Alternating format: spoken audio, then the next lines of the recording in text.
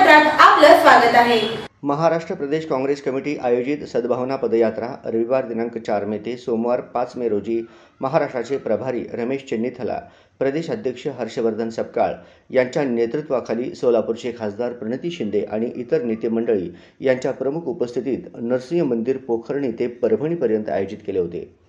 काँग्रेस पक्षाच्या वतीने आयोजित केलेल्या या सद्भावना पदयात्रेच्या माध्यमातून महाराष्ट्रातील समाज एकोप्याने राहील व त्याचा परिणाम महाराष्ट्रातील येणाऱ्या गुंतवणुकीस मदतगार होईल व महाराष्ट्राची आर्थिक, औद्योगिक, शैक्षणिक, सामाजिक परिस्थिती सुधारेल आणि महाराष्ट्र पुन्हा गतवैभव प्राप्त करेल। सद्भावना यात्रा महाराष्ट्रात आमूलाग्र बदल घडवून महाराष्ट्राचे सामाजिक गतवैभव पुन्हा प्राप्त करून देईल, तसेच लोकशाही मूल्य आणि जनतेच्या प्रश्नावर आधारलेला जन आंदोलक संदेश देत आहे।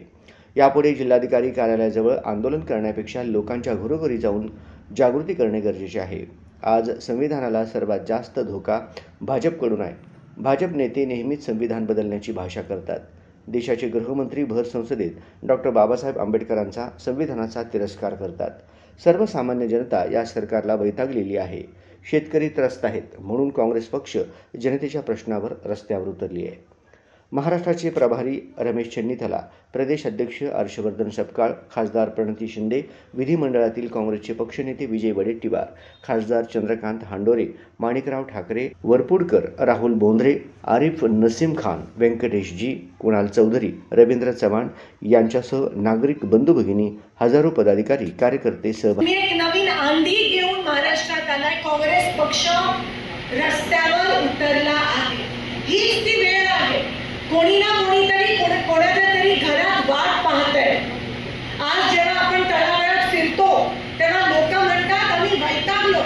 खरं तर कालच मी म्हणत होती की लोकसभेच्या वेळेस ते लोकसभेची निवडणूक ना भूतो ना भविष्य अशी ती निवडणूक होती।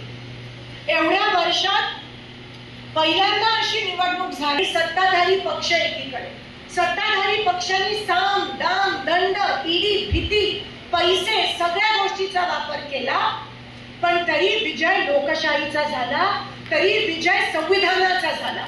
कारण का ती निवडणूक लोकांनी ताब्यात घेतली आणि नेमकं ते बघूनच भारतीय जनता पार्टीला जाग आली आणि विधानसभेच्या एक निवडणुकीत त्यांनी ईव्हीएमचा घोटाळा आपल्यामध्ये आणला आणि तो मोमेंटम जो आहे तो लोकांमध्ये अजूनही आहे।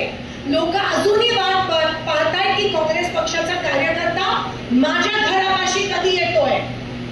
फक्त कलेक्टर ऑफिसच्या बाहेर मोर्चेबाजी बंद। आता आपण सगळे लोकांच्या घरोघरी जाऊन लोकांना साथ देण्याची गरज आहे। लोकांना अजून काय पाहिजे मला सांगा। आज आपण संविधान बचाओ यात्रा या ठिकाणी काढली।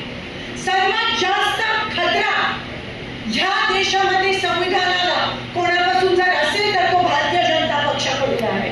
आज ज्या पक्षाचे गृहमंत्री राज्यसभेत उभे राहून बोलतात की आंबेडकर आंबेडकर आंबेडकर ये फॅशन हो गया है, ह्याच्यापेक्षा मोठा तिरस्कार या देशात संविधानाचा आणि बाबासाहेब आंबेडकरांचा काय असू शकतो मला सांगा। रक्त पेटून उठायला पाहिजे।